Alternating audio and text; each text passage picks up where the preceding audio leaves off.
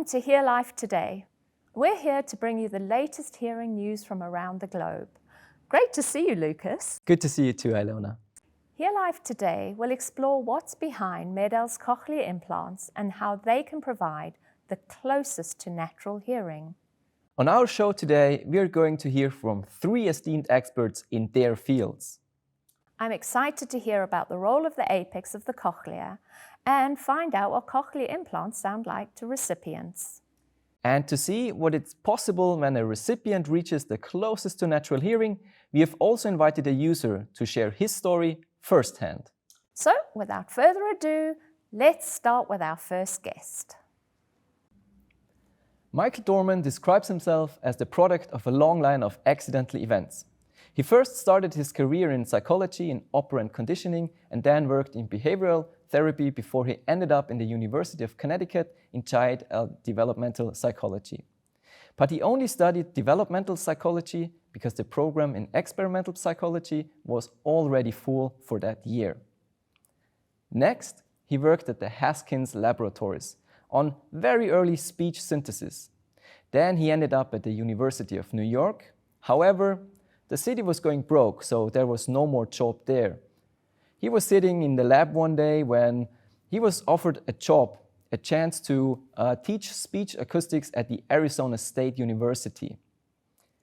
He said no, but then thought, beggars can't be choosers, and took the job. Michael then got an NIH grant to work with hearing-impaired listeners and met with a group in Salt Lake City called Symbian, who developed the Inner Aid. That was in the early 80s, and he has been tethered to CIs ever since. Michael was once told he should let himself get just a little bit out of control.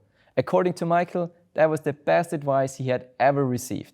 He took up whitewater rafting and mountain trekking, which changed his life. There are probably not many people in the world who know as much about speech synthesis as Michael, let alone what cochlear implants sound like to recipients. Michael, it's great to have you on the show. Well, thank you so much for having me on your show. This is a great treat for me. Michael, one of the most common questions we get is, what does a cochlear implant sound like? And another is it really as awful as some of these examples that you can find on YouTube? Oh, fortunately, they're not that bad. Those examples were designed to show the intelligibility of devices that had only a few electrodes, which was the case in the very early days of our field. They were never designed to show the sound quality of an implant. That's reassuring. And tell us why it is so difficult to find out what the CI sounds like to a cochlear implant recipient. It's difficult because I can't see into my patients' minds to know what it really sounds like inside of their head. If they say it sounds high-pitched, how high-pitched? If it's low-pitched, how low? Buzzy, how buzzy? So you really need to do an objective experiment to find out what it sounds like. Gosh, Michael, I'd love to read people's minds. Imagine how useful that would be in everyday life. You found a way to make our CI sounds audible to us. So how do you do it? Well, we take patients who are single-sided deaf and who have been fed with an implant and then present signals to their implanted ear and then make up signals for their good ear and hope we can come close with the signals to the good ear. We work with the patient to manipulate the signals, so if the patient says it needs to be higher or lower or buzzier or fuzzier or far away or echoey, we can do that. And we keep working until we get as close as we can to the sound of the implant. I do believe you have something to show us then. I certainly do, and I'll get right to that. So here you see our situation with a patient with a normal hearing ear and a cochlear implanted ear. Our experiments are trivial. We take a clean signal, a sentence, and we direct that to the implanted ear with a direct connect cable so that the good ear can't hear. And that's the mystery. So what does the implant sound like? So then for the good ear, we make up candidate signals that might sound like the implant and work with the patient to go back and forth to come as close as we can to the sound quality of the implant. Now, it's important to understand that the sound quality of the implant will not be determined by an engineering description of what signal processing looks like, because that signal processing is only at the periphery. That's obviously not normal because we have electrical stimulation driving cell bodies in the spiral ganglion. But that is input to a cortical speech recognition network that lives on the left hemisphere mostly. And it has a very important characteristic that makes cochlear implants work at all. And that is, it's designed biologically to deal with great variations in what a signal looks like. It can take the sentence generated by a 7-foot tall NBA player and a 1-year-old, the same sentence, where the acoustics are vastly different, and it comes up with the same message. That's its design characteristics. So that makes implants possible. It can take this weird looking signal that we present it, and it probably says, that's just another funny sounding kid, and I will output the right message. We're interested in the system that lives on the right side, on the right superior temporal sulcus, the anterior and posterior portions, which deals with voice recognition. This is a system that deals with familiar voices, has separate processing for unfamiliar voices, maybe even different processing for famous voices. It has circuits for extracting vocal tract length, for extracting fundamental frequency, and is closely linked to facial recognition because in evolutionary time, speech came from faces. And so there's a deep biological link between speech acoustics and faces. Now then, let's imagine we've done our experiment and the patient says, well, you're close, but the pitch has to be a little higher. Well, let me show you how we do that. So I'll give you an example of shifting the pitch by some 40 hertz. First the original, and then the pitch shifted. The sun is finally shining. The sun is finally shining.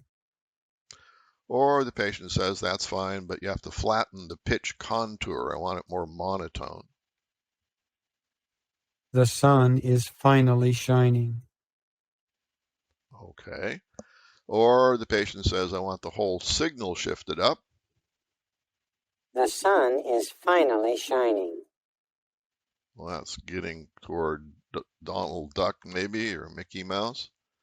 We can combine operations like pitch and spectral shift. The sun is finally shining. Now we have a pretty convincing small person voice. Now then, let's imagine the patient says, well, it's got to be a little buzzy. The sun is finally shining. Or just as a tour de force, I'll throw them all together. I emphasize this is not what an implant sounds like, not. Although maybe on day 1, hour 1, this might be an example. The sun is finally shining. All right, I think you get an idea of our capabilities. We can add a slight echo. We can make it sound metallic. We can make it sound tinny. At all events, that's our procedure. Now, as I said before, implants do not sound like noise vocoders or sine vocoders.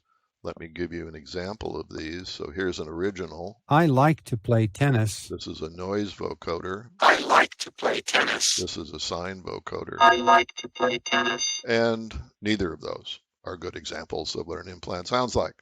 So, having bored you with what an implant doesn't sound like, let me get to what it does sound like.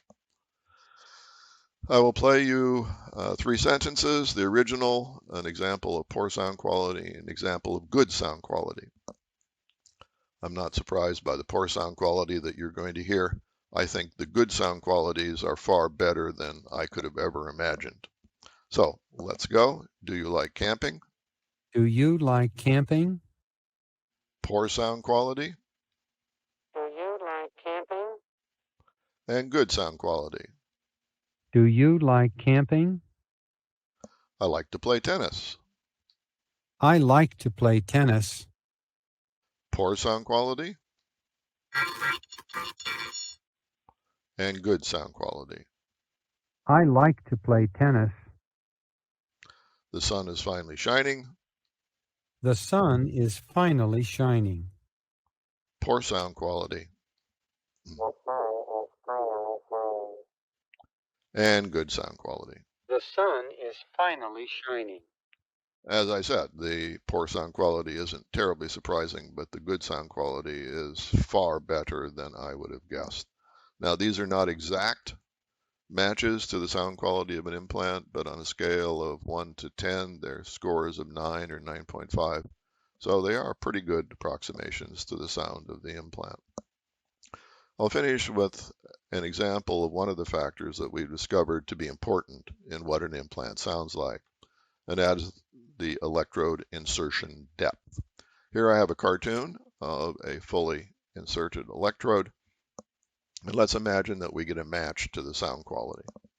Now let's imagine that we back it out by 4 millimeters and get another match to the sound quality. And we back it out another 4 millimeters and we get another match to the sound quality.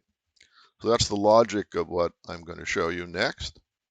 So here is, I've straightened out the electrode array from the base to the apex. And now the tissue nearest the most apical electrode is about 390 hertz. So that's still a little higher than we'd like. But let's get a match to what this sounds like. So here's the original. The sun is finally shining. And here's the match. The sun is finally shining. So it's a little upshifted, but that's appropriate given that this is not any deeper than 390 hertz. However, let's now turn off electrodes 1 and 2 and shift the filters up to the remaining electrodes. So this is a 4 millimeter shorter insertion effectively. And now the tissue nearest the most apical electrode is 720 hertz instead of 390. So we effectively had a shorter insertion. Let me show you what this sounds like. So here's the original. The sun is finally shining. And here's the patient's match. The sun is finally shining. So now here's the difference between the fully inserted and one that's 4 millimeters shorter. The sun is finally shining. The sun is finally shining. I'll do that one more time. This is a full. The sun is finally shining. This The is shorter. sun is finally shining. And to finish up, the takeaway message is simple. The longer the electrode array, the more likely it will be that a patient will experience a voice quality in the range of normal and it will not sound upshifted. Well, thanks for your time. This has been great fun. There's a lot of information there, Michael. The sound quality is really impressive. It makes me wonder if there's a good correlation between speech test results and sound quality. Well, the correlation is modest. If you have very good sound quality, you'll probably have very good intelligibility. But curiously, we have patients who say, yeah, oh no, I understand it's good sound quality, but I'm still missing a word or two. So you can have good quality and still not catch every word. And at the other end, you can have quite, I think, poor quality to me. And again, this biological system in the left hemisphere says, yeah, it sounds pretty lousy, but I bet I can extract the message anyway. And so it does a pretty good job. It's a matter of odds. If you want good sound quality or if you want good intelligibility, it's best to start with good sound quality. Again, we see how important sound quality is. Do you think different coding strategies make a difference in sound quality? Oh yes, as soon as you start fiddling with the program, you'll change sound quality for sure. Our struggle has been to overcome what a patient is used to. It's very difficult to convince patients that a new processing strategy sounds better. They've become so accustomed to the one they're used to. That said, we've had some success, and we hope for more success. On a different topic, what does it mean for someone to lose their hearing in one ear? Oh, when a patient loses an ear after growing up with two ears, it apparently is a very traumatic experience. The patient's comment or the magnitude of their complaints is much like someone who's gone deaf. They just have such difficulty functioning in the real world. It's a very traumatic event. It's much more traumatic than you would guess. You say you've got one good ear, be quiet, just get on with life, and they just can't do it. It's really a disturbing event. And how effective can a cochlear implant be for treating SSD? Oh, it can be extremely effective.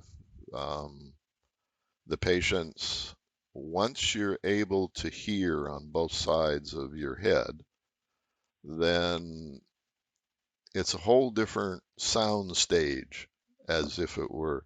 If you only listen with one ear, the world sounds tinny and far away. It's just not right. And when you have two ears listening, even though that one ear signal may not be as good as you would hope, it makes the world broad. The sound stage is broad, and it sounds like what you remember.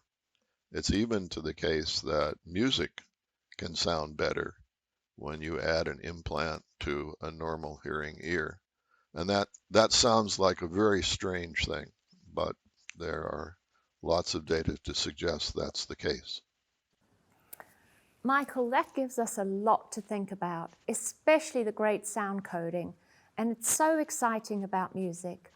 I think your wealth of information, well, that might just exceed your rafting skills. Thank you so much for joining us today. Well, thank you for having me on your show. It was a great pleasure. Michael's research really supported having longer electrodes, allowing users to have a better quality in hearing. Great. The results of his research are fascinating, and we'll be right back after a short break.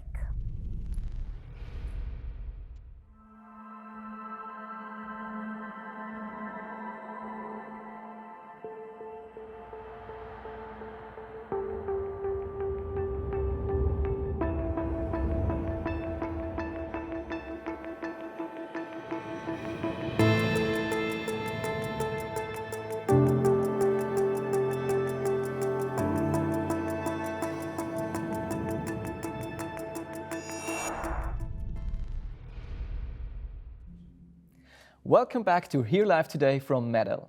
Well, what's coming up next? An esteemed surgeon. Oh yes, that's right.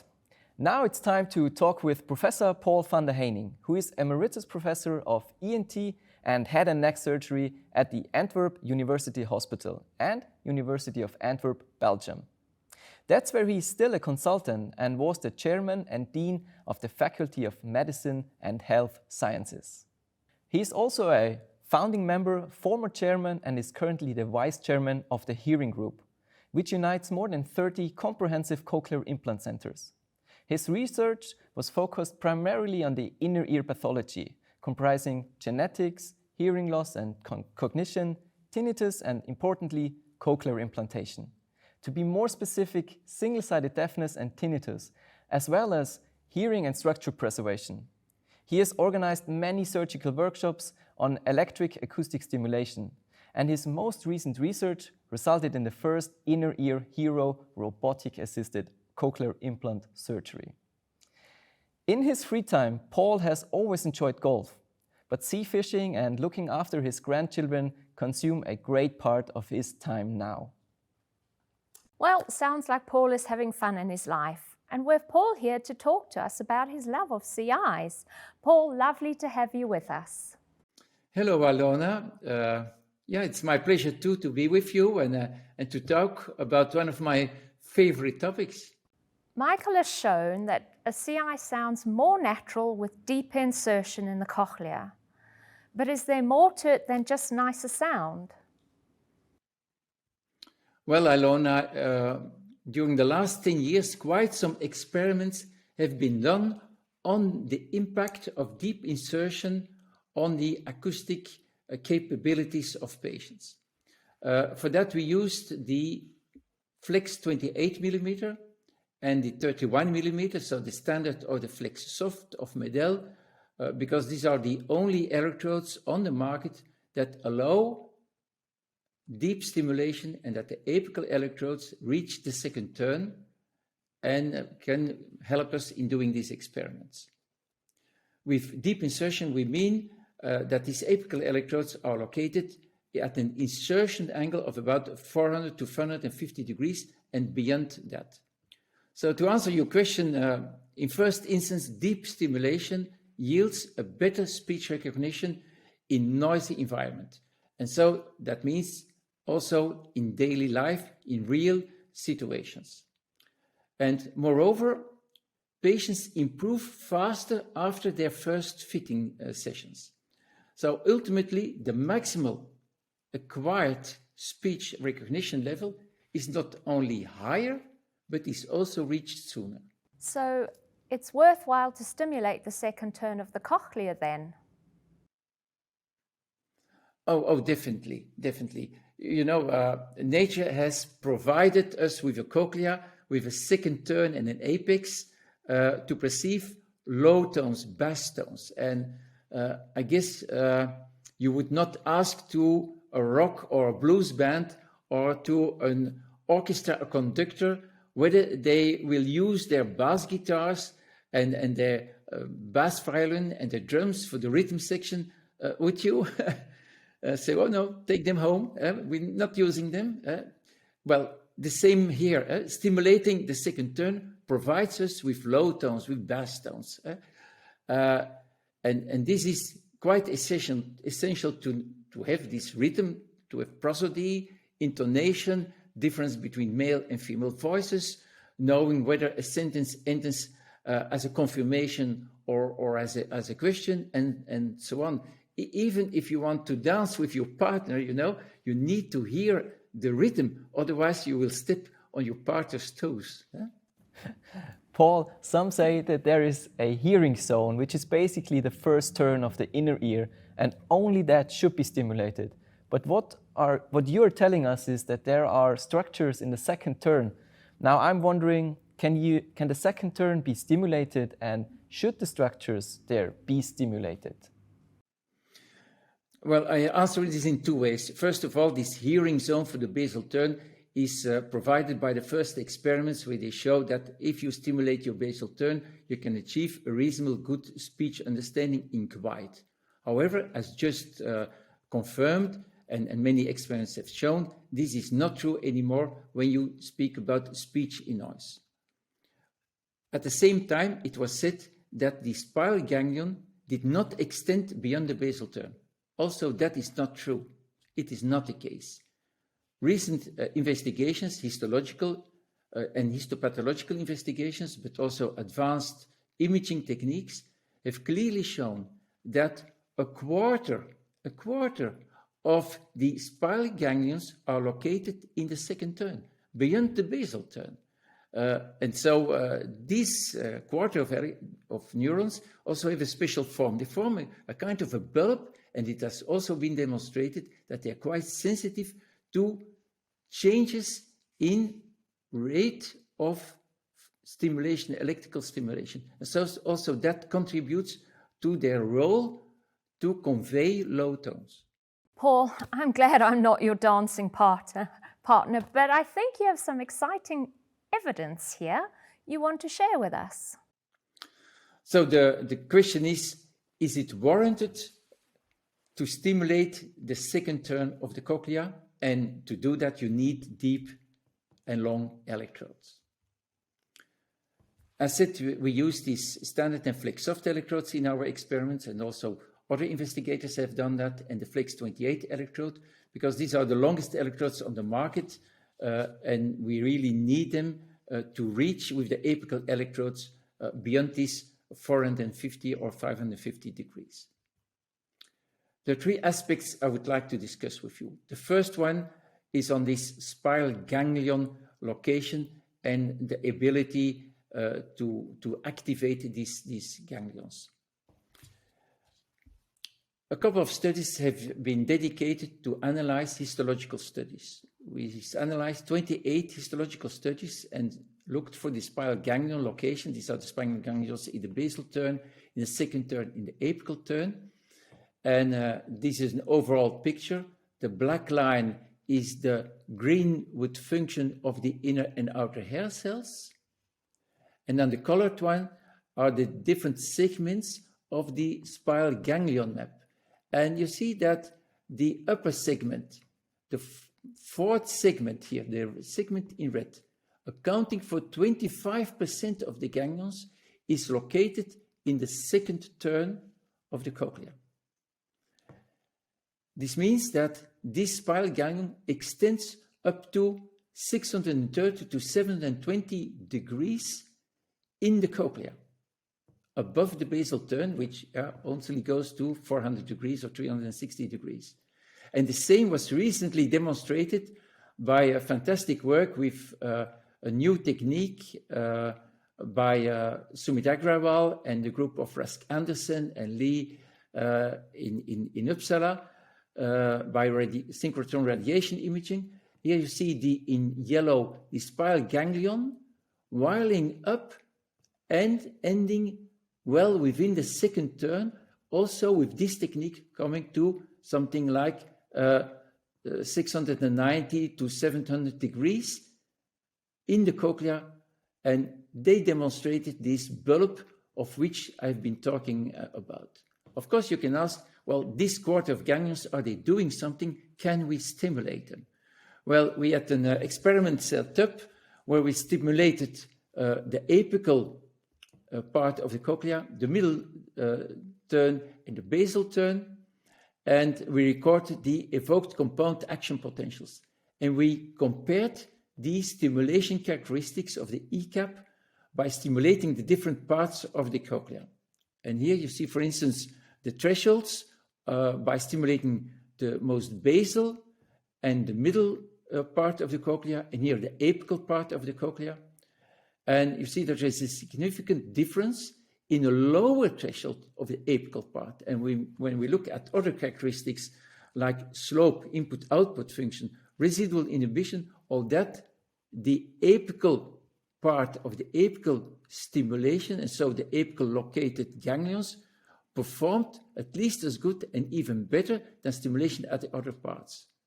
And at the right side here of the slide, in color, and so the red color demonstrates an equivalent from the ACAP of dense electrode, of dense ganglion appearance, that it is more dense ganglion at the apical and middle stimulation distribution than at the basal stimulation. So we can definitely confirm that about a quarter of these ganglions are located in the second turn, and that they are quite well stimulated, and that their ECAP characteristics are even better than at the other places. We come to the next section. What are the experiments on speech, noise, and music appreciation? In this experiment, we took patients that had at that time all a full cis stimulation over a frequency range which was middle to high, and patients had a stable map. All patients had a 31 millimeter electrode, fully insertion in the cochlea. And then we changed their algorithm.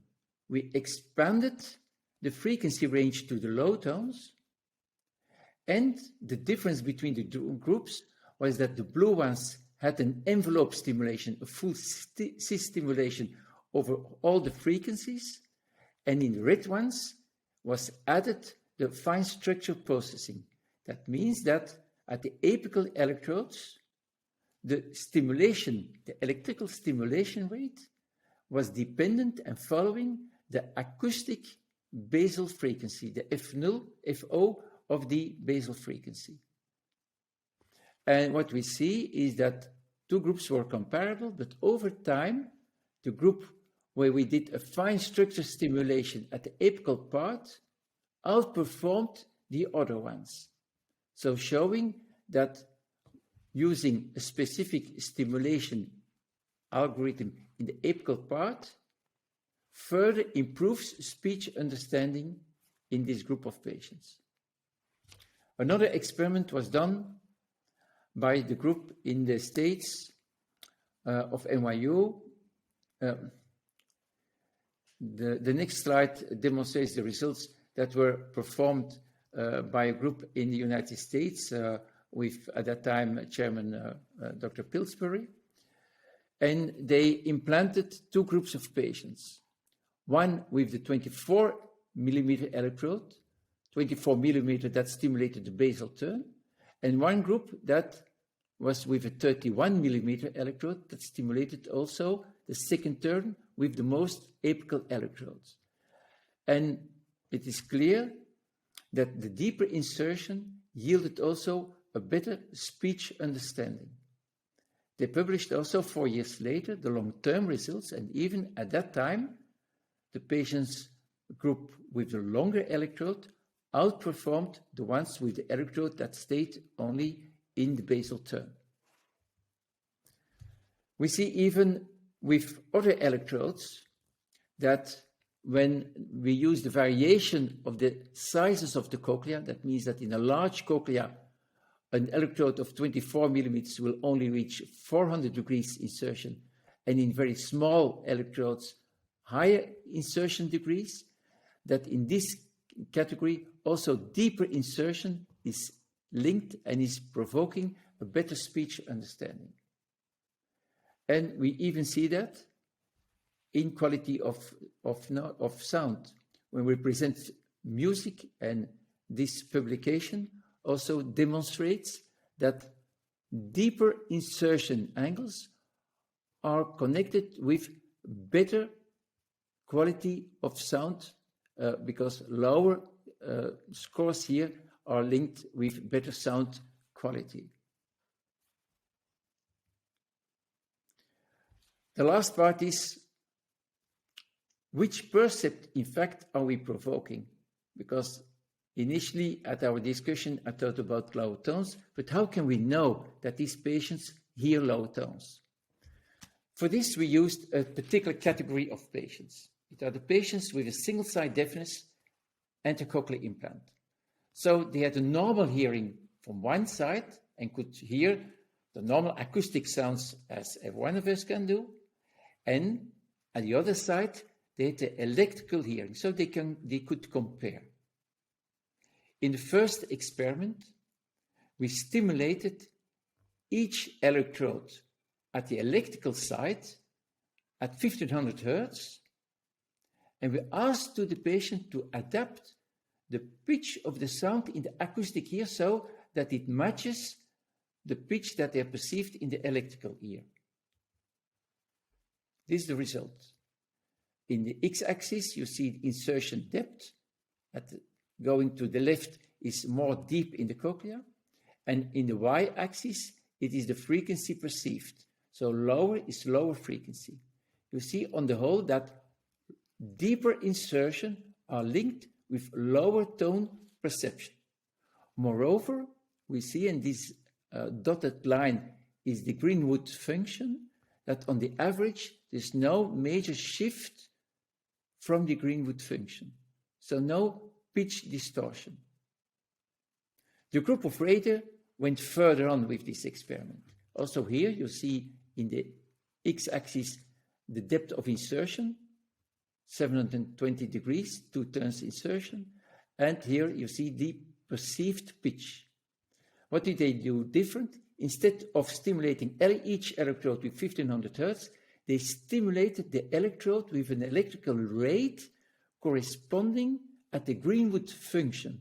So at the place, for instance, 360 degrees corresponding with something like 900 hertz. They stimulated at a frequency rate of 900 hertz.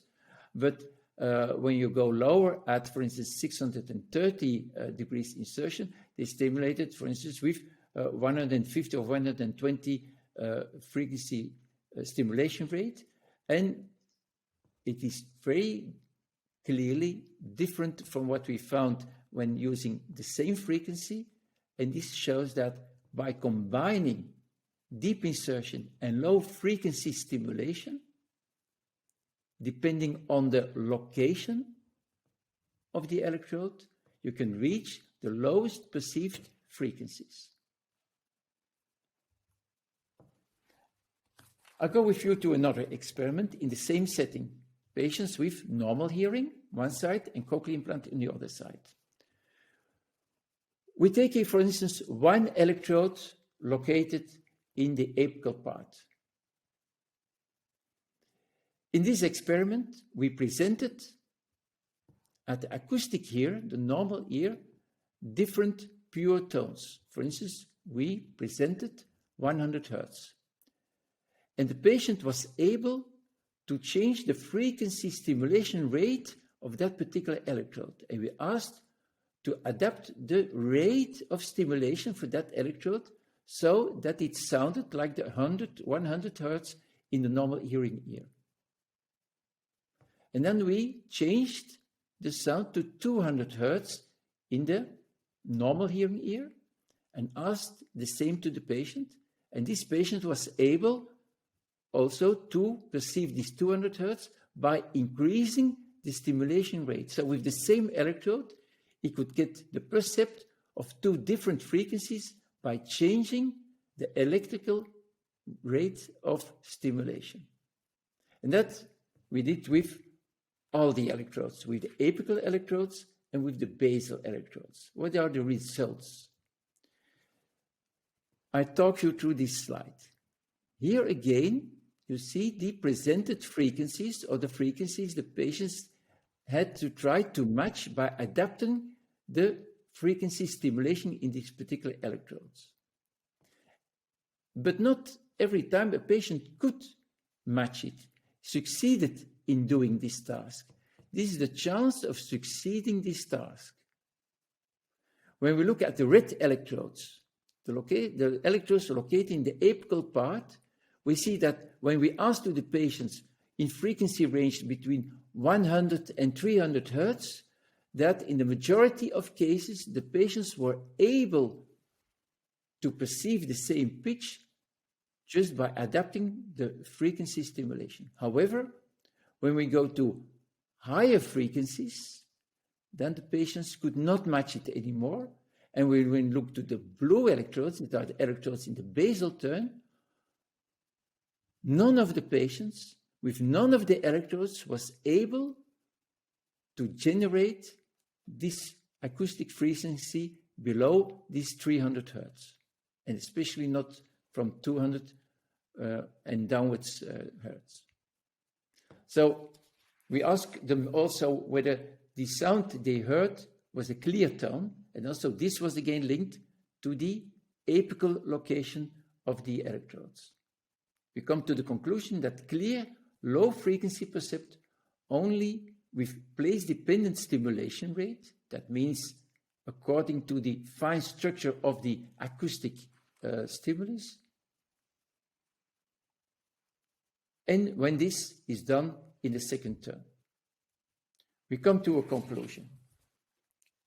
We come to the first conclusion that frequency following stimulation in the second turn improves speech in noise and music quality. And we remember that there's quite some evidence, this is not in this experiment as shown, but there's quite some evidence that better speech in noise also will lead to improved verbal intelligence and so scholarly results. The reason why this type of deep stimulation by fine structure stimulation has this effect is because we now can hear low frequencies and that they are only realized if you do this type of stimulation. We have also shown that this is because a quarter of these spinal ganglions are located in the second turn of this cochlea and extend beyond the basal turn and are unreachable from electrodes that are located in this basal turn. Thank you very much for sharing all of that with us, Paul. So, if I got it right, generally, can we say that longer electrodes yield better speech in noise and better music perception? Yes, I prefer to speak about angular insertion depth. Apical electrodes should reach at least, to our experiments, 550 degrees or 650 degrees insertion depth. Whether deeper insertion is necessary, we don't know yet. Experiments are going with even longer electrodes of 43 millimeters to reach really the second turn at the end at 720 degrees, 2 terms. But at the moment, we stick to the 650 degrees as optimal insertion depth to reach this effect. So, is there a way to know how long the electrode should be for an individual recipient? Well, this is an interesting question because there we touch to the current evolution of personalized medicine and personalized cochlear implantation. As we have all different lengths, also cochleas have different sizes and they can vary up to 50%. That means that the shortest cochleas have a diameter that corresponds to a cochlear duct length, so of 24 millimeters, and that the largest cochleas have a cochlear duct length of 36 millimeters. It's clear that we cannot insert a 31 millimeter in a 24 millimeter cochlea. This is quite evident. So we advocate strongly to assess the size of the cochlea and to calculate the need for this deep insertion to reach these 650 degrees. There are different protocols for that, but we use mainly Autoplan, which is a very good and easy program to use, and by loading the temporal CT scans and being able to calculate yourself the necessary electrodes. So on the average, the 28 millimeters will do the job, but being short in smaller cochleas, we need shorter electrodes, and in the largest cochleas, we need a 31 millimeter. You talk about how electrode should go into the second turn. How would this work with fitting the electrodes then? Yeah, well, it has two consequences. The first consequence is the fact that with the long electrodes, the frequency that we will provide to the patient is applied at the right place according to the predefined function, and so that we do not induce distortion or induce less distortion. We do not have to compress the frequency range into the cochlea. The effect is that there is also no shift towards higher tones with longer electrodes in the cochlea, and that means if you use shorter electrodes, that this will lead to this high-pitched sound that patients are speaking about. So more natural sound without this distortion, also better speech understanding with this better frequency place match. The second part of the fitting is, of course, the necessity for the apical electrodes to apply the fine structure stimulation that is following the real fine structure of the sound, only from 1000 hertz on, then the envelope type cis stimulation can be used. Thank you very much, Paul, for sharing this interesting food for thought with us. And thanks again for taking the time to join us today. It's my pleasure. So really, accessing the apical region of the cochlea is so important for speech perception. Now that I think about it, what Paul shared with us really backs up what Michael said. We've heard from two esteemed professionals in the CI field. We now know the theory behind stimulating the entire cochlea, and we know what the research tells us about it. But how does it feel for a user? In fact, we have heard that there are several great musicians who have received bilateral cochlear implants from Medal. So we have invited one of them to join us today. Great. I can't wait to see what cochlear implants can do and what he thinks about having a CI. We will find out right after this short break.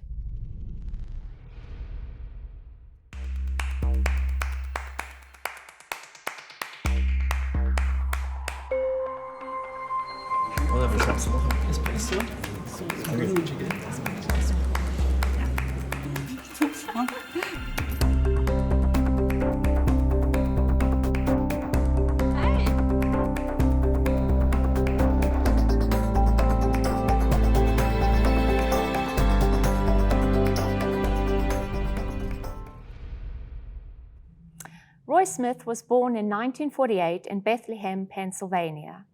After receiving what he calls a standard education, he ended up with a master's in marine biology and a doctorate in environmental physiology. His career began in environmental pollution control and industry, and he later went to work for the US Environmental Protection Agency. He retired in 2010. Starting with music at a young age, he was swept up in the folk music craze in the 1950s. He played in bands in high school and college and became a professional musician in the mid-70s. He loved performing, but hated the rest of it, smoky bars, late nights, traveling. So he stuck with his day job and left his instruments in his closet. He returned to music when his daughter left for college. At one point, he realized he was not really able to hear music anymore, but he found he could still hear the music in his head. And soon, we're going to hear some of the music he wrote after we got to know more about him. It's really exciting to have a musician and bilateral CI recipient with us. Roy, welcome to the show. Thank you very much, Lucas. It's a pleasure to be here. So when did you realize you were losing your hearing? I was about 30 years old, working in a pollution control department, and the noise pollution control engineers were testing out a new anechoic chamber, needed people with normal hearing. I volunteered. They told me I didn't have normal hearing. I was totally surprised. So when did you actually receive your cochlear implants? About 35 years later, after 3.5 decades of gradual hearing loss, I essentially ran out of natural hearing. And what about your second CI? About a year after that. We know you're a great musician. Can you tell us a bit about your musical background then? I grew up in a musical household. My father was a square dance caller and had records of fiddle tunes, Harry Belafonte records. I became entranced with American folk music during the 1960s, during the folk revival. And I had clarinet lessons as a child, which taught me to read music. But what I really loved was the guitar and banjo, which I started playing when I was about 15 years old. From there, I was in glee clubs in high school and college, and a semi-professional working band during the 1970s. And did you continue playing and listening to music when you were deaf? Only until I got my first hearing aid. When I got my hearing aid, my life was changing anyway. New job, a new baby, and music just didn't sound right anymore. I couldn't tune instruments, and music sounded terrible. So I put music away for almost 20 years. So your hearing aids really didn't work then. So how was it after you got your CIs? The major difference was that the implant gave an impression of low frequency sounds that the hearing aid did not. So once again, I could hear the lower registers of music. Instruments sounded normal again. Music sounded normal again after I acclimated. And this allowed me to actually return to playing by ear. Roy, you've also been so kind to share us a recording of a song from your new album. Let's listen to some of it now.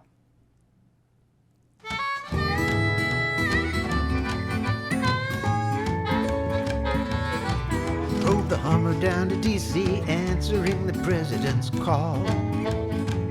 said our election has been stolen by a Democrat Party cabal. And when the orange man talks, we'll believe anything at all. Stampeding down the mall, we patriots were feeling me. Chanting hang Mike Pence, putting rounds in our magazines. But when we looked for our leader, Trump was nowhere to be seen. Went to the Capitol steps with the weapons in a duffel bag. We bear spray. Roy, thank you very much for sharing that great tune with us. Can you tell us more about what you have regained with the cochlear implants and what limitations you feel you still have? What I've regained, excuse me, is an appreciation for music. It now sounds like it's supposed to. The tonal balance, I can track the melodies. What I still lack is the finest sense of pitch, particularly in the mid-range, somewhere around 150 to 220 hertz. My sense of pitch is not entirely accurate. But other than that, I am under the impression that I can hear and sing and play music as well as most other people my age. Do you have any recommendation for other musicians or other people who have lost their hearing? I would recommend to evaluate your options carefully. Don't just accept your hearing loss, but look into what's available to help it. There are technological fixes now that did not exist even a few years ago. Don't just accept it. And if you choose cochlear implants, then you should work with it. Listen to podcasts, to audiobooks, and to music, and do it for hours a day. Listen to the sound of your own voice. It's very important for acclimation. So Roy, one final call for action? Don't just accept hearing loss. There are technological things that can help you. Look into it, choose what's best for you, get help, and use the help. Thanks, Roy. It has been lovely to hear your moving story and how having bilateral cochlear implants has made such a big difference in your life. They have. Thank you, Lucas. Thank you, Alona. It's been a pleasure. It was exciting to see how Medel cochlear implants brought Roy really closer to natural hearing. It really was. By the way, Roy has a new album coming out soon, so keep an eye out on iTunes and Spotify for Mended Spirits by Roy Louis Smith. Wow, we have covered a lot in today's show. Indeed, we've learned that the cochlear's apical region has a lot to stimulate. Using the correct length of electrode and complete cochlear coverage is so important. And by doing this, we get closer to natural sound perception with better place pitch matching, good speech scores, and better speech quality. We've also learned that by providing the low-frequency hearing with the fine structure processing, we can get better understanding and perception, especially when it comes to music. Yes, and we can't forget about how Roy told us and showed us how it has changed his life. Definitely not. Well, I'm afraid we have come to the end of today's show. But we've got another inspiring Hear Live Today show planned for you on Thursday at 1:30 p.m. Central European Time. Tune in to find out the latest on Medel's bone conduction solutions. Thanks everyone for joining us. We hope you enjoy it and have a great day.